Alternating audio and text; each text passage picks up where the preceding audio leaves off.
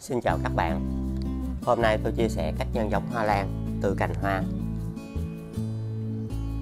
Khi những bông hoa trên cành đã không còn như thế này, các bạn hãy lựa chọn những phần nhô lên của cành hoa này và chúng ta sẽ cắt ngang đây.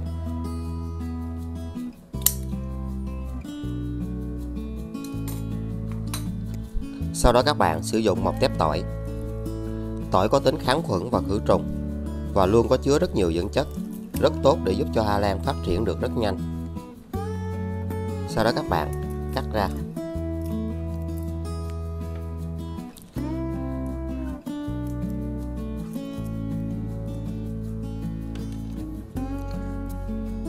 Và hãy bôi vào phần này của cành hoa. Nó sẽ giúp cho phần này được kháng khuẩn và khô lại một cách tự nhiên nhất.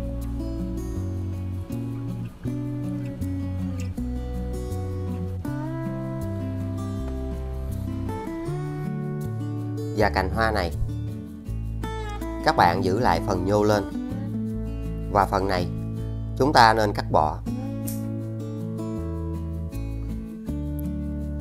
Sau đó hãy gỡ lớp vỏ này ra.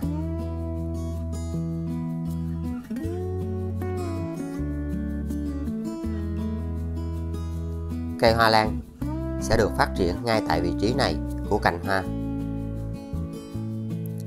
Sau đó cắt lại một lần nữa. Hoa không bị dập.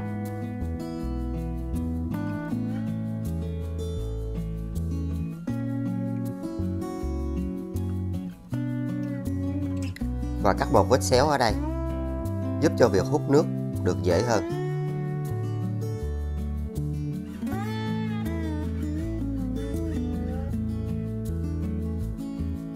Phần tỏi này các bạn đừng bỏ đi. Và các bạn sẽ cắt nhỏ ra.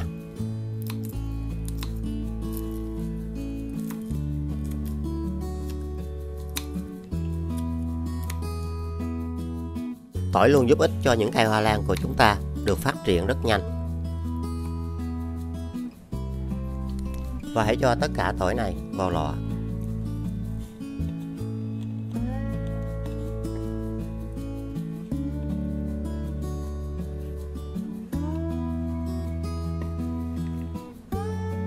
Các bạn sử dụng bột nghệ. Bột nghệ có tính kháng khuẩn và khử trùng. Và trong quá trình chăm sóc những cây hoa lan, bột nghệ rất tốt để giúp cho cây phát triển. Và hãy dùng một thìa nhỏ như thế này.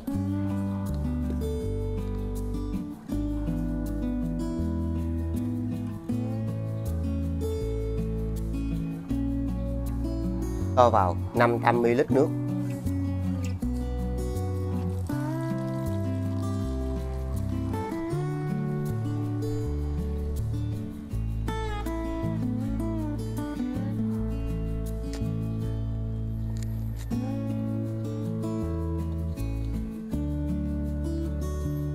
Và các bạn hãy để trong 1 giờ để các chất dinh dưỡng được nhiều hơn.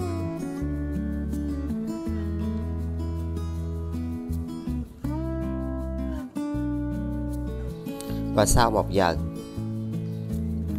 khi dinh dưỡng đã được hòa tan vào nước, các bạn hãy lọc vỏ cạn.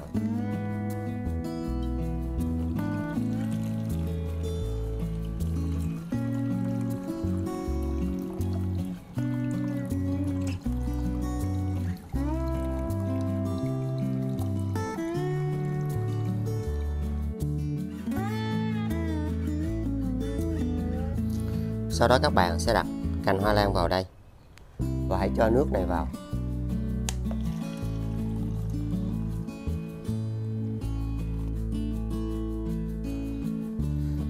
Và để như thế này trong 30 phút.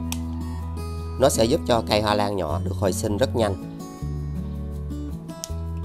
Sau đó các bạn sử dụng phần nước còn lại này để chăm sóc cho cây hoa lan này. Khi các bạn sử dụng cách làm này, những chiếc lá sẽ được bảo vệ, cây sẽ không bị nấm, không bị côn trùng. Và chúng ta hãy lau dưới mặt lá này để ngăn sự phát triển của các loại côn trùng trên hoa lan. Vì dưới mặt lá này luôn ẩn nấp rất nhiều vi khuẩn.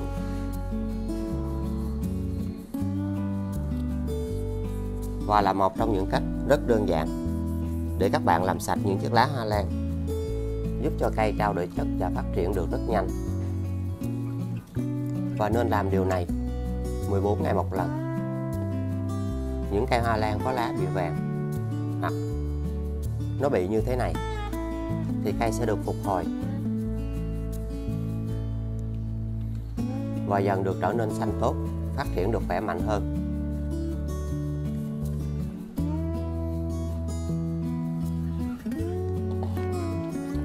Sau đó các bạn sẽ tưới vào gốc của cây để bảo vệ cho bộ rễ được khỏe mạnh.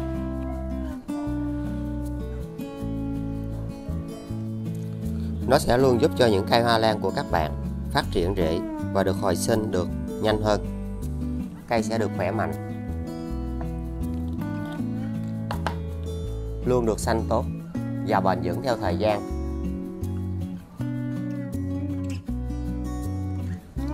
Sau đó các bạn lấy cành hoa lan ra và chúng ta sẽ lau khô lại.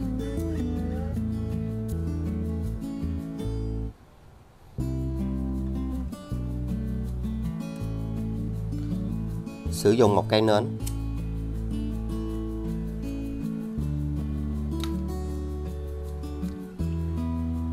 sau đó cho sáp vào đây. Và cách làm này sẽ giúp cho vết cắt không thấm nước và được khô lại một cách tự nhiên nhất. Các bạn sử dụng mút cắm hoa, và mút cắm hoa sẽ có tác dụng giữ ẩm cho hoa lan.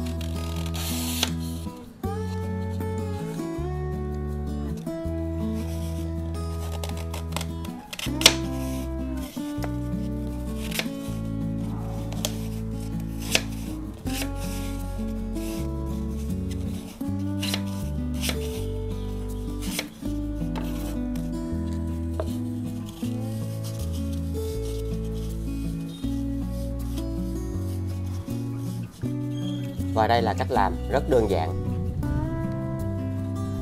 Sau đó các bạn sẽ đặt vào đây.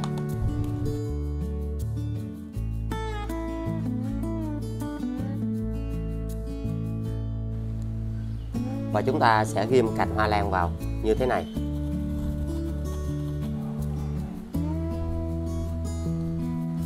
Các bạn sử dụng nước lọc và hãy cho vào đây.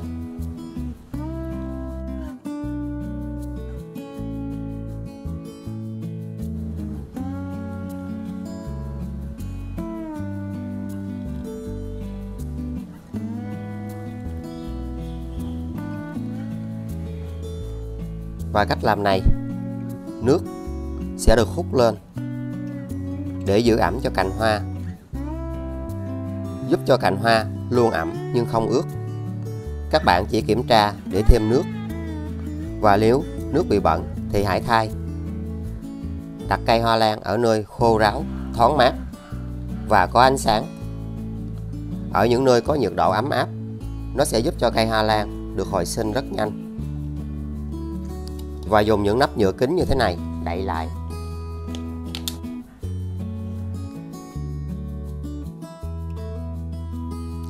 Và đây là kết quả sau 4 tuần tiếp theo. Khi các bạn sử dụng phương pháp này, nó sẽ giúp cho những cây hoa lan được hồi sinh và phát triển rất nhanh. Một trong những cách rất đơn giản. Chồi nhỏ đã bắt đầu phát triển được rất tốt. Một trong những phương pháp rất đơn giản. Và đây là một trong những cách làm giúp các bạn có thể phục hồi và nhân giống hoa lan theo cách rất đơn giản và rất dễ. Chúng ta sẽ tiếp tục đặt cành hoa lan này vào đây.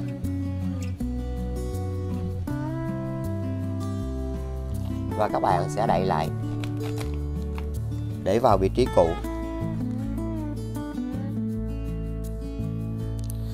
Và đây là kết quả Sau 45 ngày tiếp theo, cây đã bắt đầu phát triển được rễ khỏe mạnh hơn.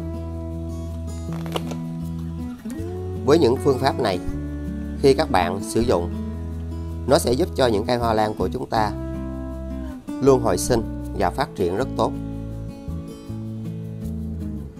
Các bạn có thể xem thêm từ những cách làm mà mình đã có chia sẻ. Sử dụng phương pháp này, nó sẽ giúp cho rễ sẽ được phát triển nhanh hơn và cây nhỏ sẽ được hồi sinh. Một trong những cách khá đơn giản và rất tiện dụng. Phần rễ này đã tiếp xúc với nước và các bạn sẽ tiếp tục đặt vào đây và chúng ta sẽ để vào vị trí cũ.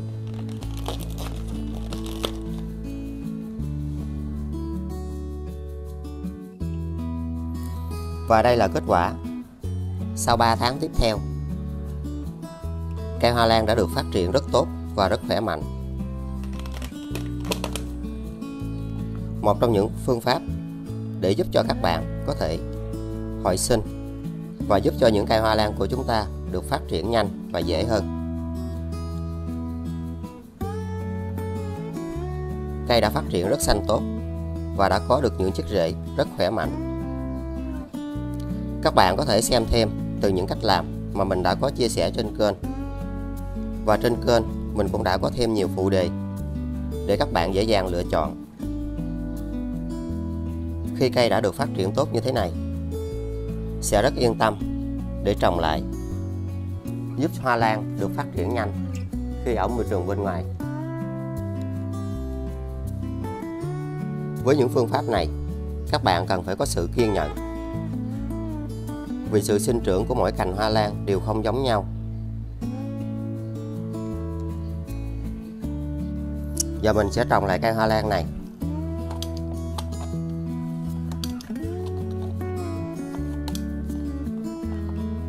Các bạn sẽ trồng lại bằng vỏ thông.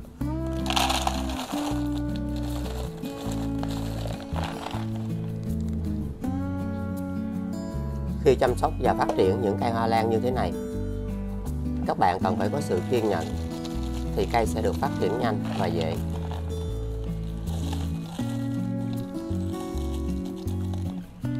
Hãy cho thêm một ít rêu vào trên mặt chậu để giúp cho rễ được giữ ẩm tốt hơn.